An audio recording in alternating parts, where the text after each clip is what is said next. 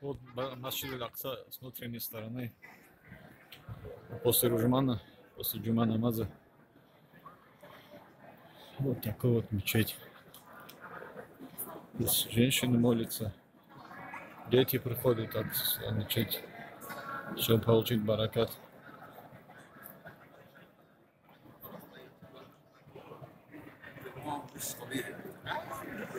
Мечеть одноэтажная.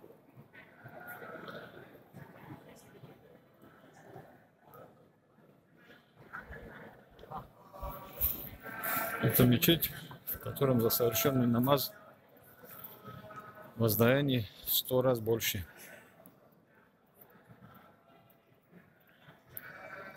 Получает за сделанный ибадат.